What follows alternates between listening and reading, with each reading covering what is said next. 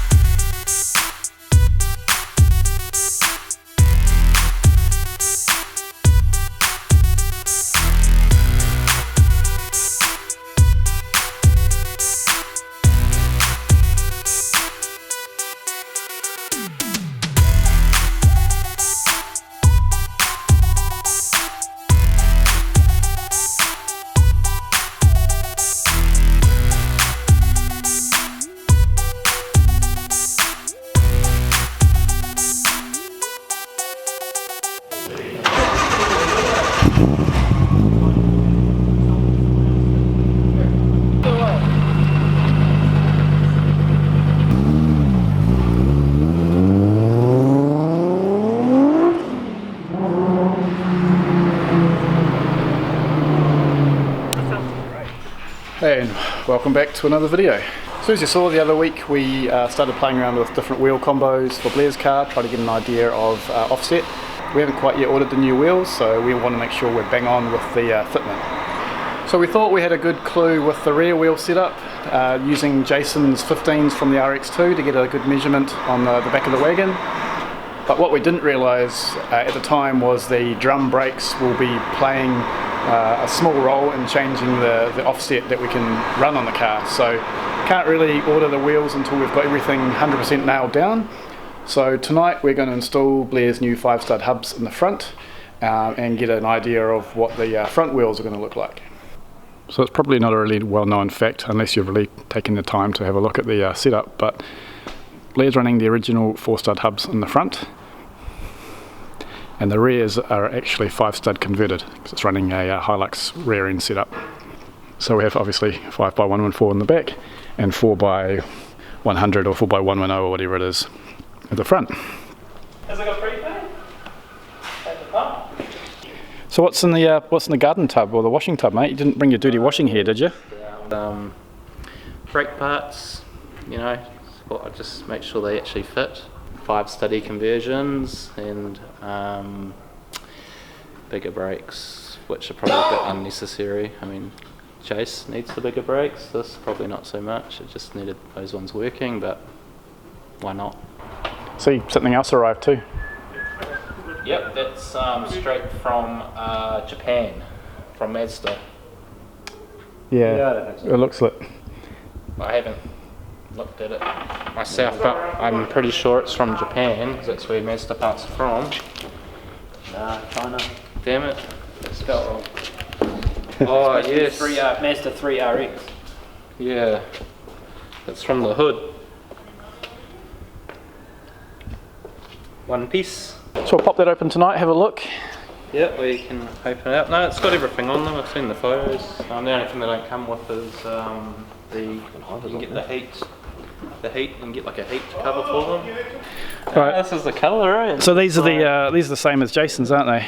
Yeah. In fact, they came in the same package as Andrew's package. We'll find the forklift. Oh shit, this sounds dodgy. It must be outside. Did Blair tell you that I bought these off him and then sold them back to him? I hope you made money. So he's got the brakes, the lines, and the hubs and rotors, discs, whatever you want to call them. So I'll whack those on, whack on my rollers, and should be good to go.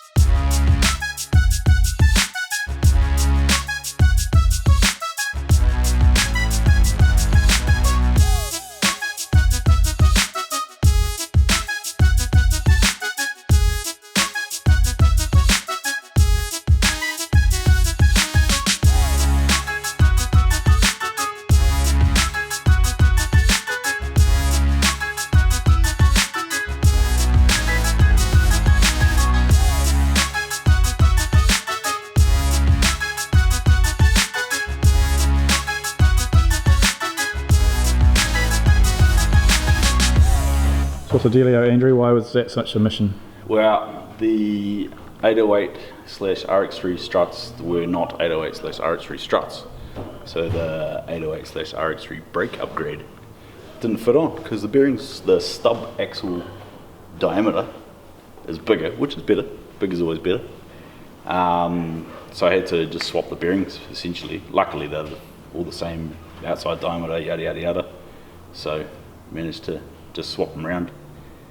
Put the old ones, just for mock-up purposes, into the new hubs, and it all works now. So mint.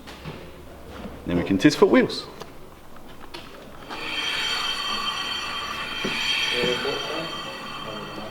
Not bolted on. On my Mazda, I went super hard out custom making the brakes so that I just run a flat bracket. So there's no like milled sections to make it all work. It's just bolt on, flat bracket. So you're saying this could be used in a number of different... It's probably a generic for, yeah, quite a few different. Right. Obviously that's, we're going to say RX7 strut because we don't know what the frick it is at the moment. We'll go sitting down and going through the measurements. But this, yeah, like with these holes being slotted, it's a generic fit for 3 or 4 different models. Holy Jesus! That's a huge bitch!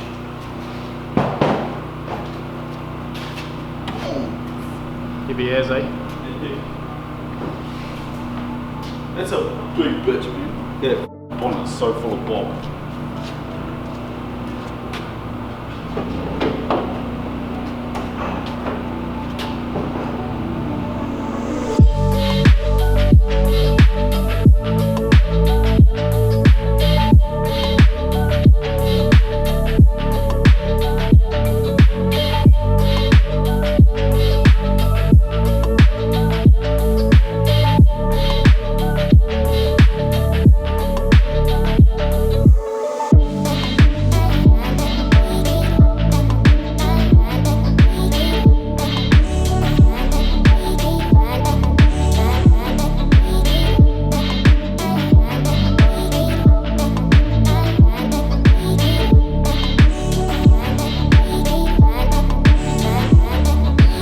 Room to move there.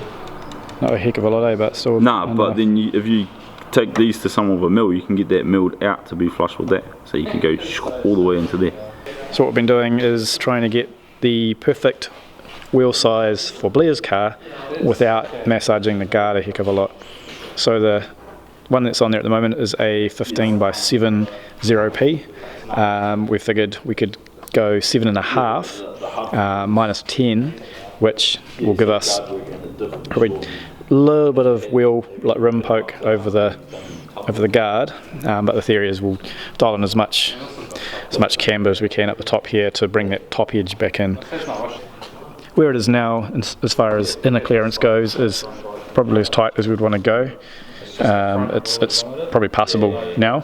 Obviously, if we dial in negative camber, or if we get wheels with more negative camber, that brings the inner lip further away from the coilover, so brings it out more, so we'll get more clearance back there. So that's current plan. 4 mils space back here, extra 16 mils out from here, from where this wheel is. And the reason why we're putting Jason's wheel on there and not some other random one is that we know with certainty what the wheel specs are for this, because Jason ordered them new. With those, I don't think it's stamped, the 3-piece, and we'd have to measure it. So less room for error. But yeah, brakes look pretty good. Obviously with a 15-inch wheel, they fill them up nicely. The new wheels that will come will have a similar effect, obviously, because they are going to be 15. And the rears, well, they'll have S14 brakes, but that will come another night. A real look. I'll show you a laugh. These are, I'll just double check. 215 40 17. 215 40 17 versus 195 45 15, like I run. Compare. Just make sure that actually is going to go through. Look at the size difference. Nice. Yep. So that's the kind of height that Blair, I reckon, want to run. Yeah. Something similar to that anyway. Yep. Or close, because then you get way more low, way more acceleration. So even without changing any of the car's mods, you're going to go faster. Yeah, absolutely. Like to 100k. Might not need a final drive if the wheels do it for you. Like that's a final drive change right there. Yeah. Like the final drive. Yeah, by heaps.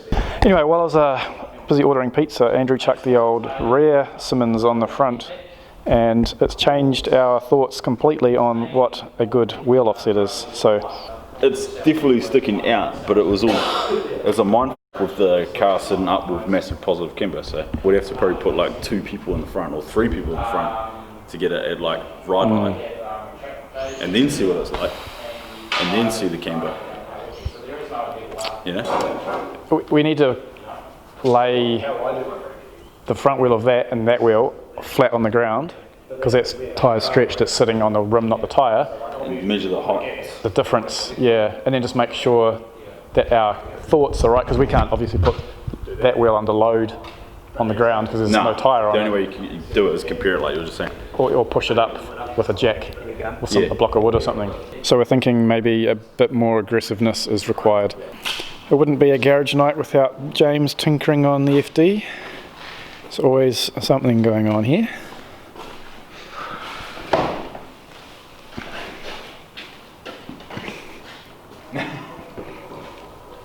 Give it some good 91. No, this is diesel, mate. Oh, diesel. This is when you got low compression on your 30B, just want some fucking diesel. Diesel in it, sweet as. More compression.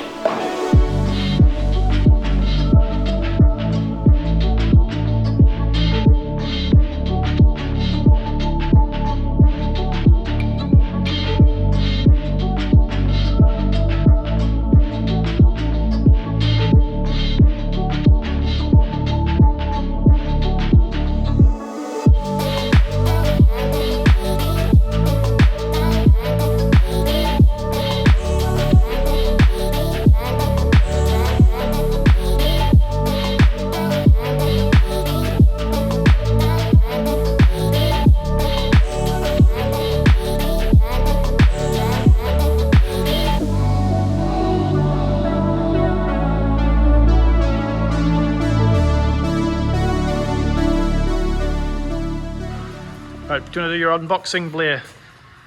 Oh, yes. No, here's that unboxing, so do your boxing. Do your boxing. Hang on, I'll just stick this back together and stick the stapler back in it. There you go, factory. I feel like I'm going to drop it. Be a man. You're good. Hey, it's Black Clip, the original one. Is it actually that heavy? Yeah. That's good. I'll hold it.